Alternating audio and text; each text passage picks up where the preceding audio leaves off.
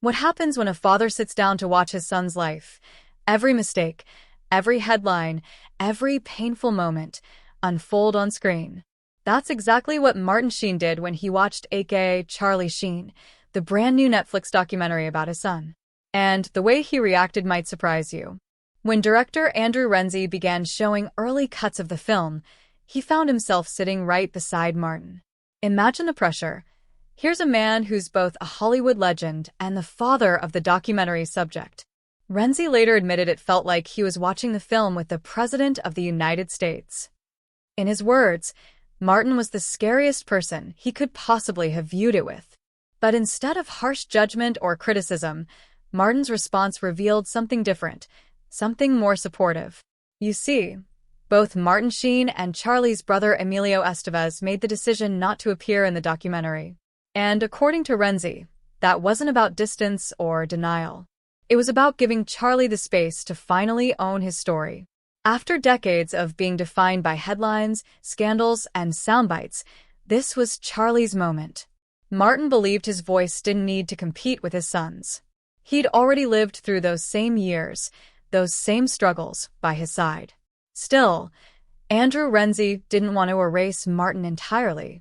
Instead, he found subtle, respectful ways to weave Martin into the narrative without a sit-down interview. And Martin appreciated that choice.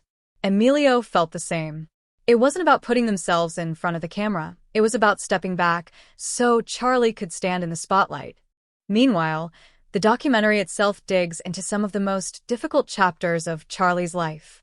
It brings together people who knew him best, friends like Penn, co-stars like Jon Cryer, and even ex-wife Denise Richards, the mother of his daughters Sammy and Lola.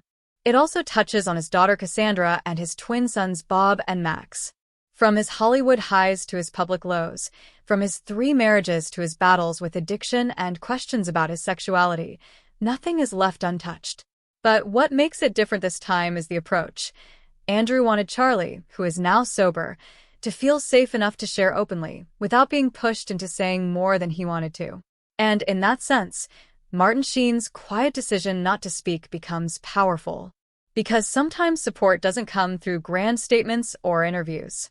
Sometimes it comes through silence, through letting someone else finally tell their own story. So while the world tuned in to hear Charlie Sheen, Martin Sheen's reaction was clear.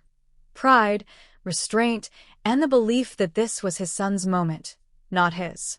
And maybe that's the biggest lesson of all.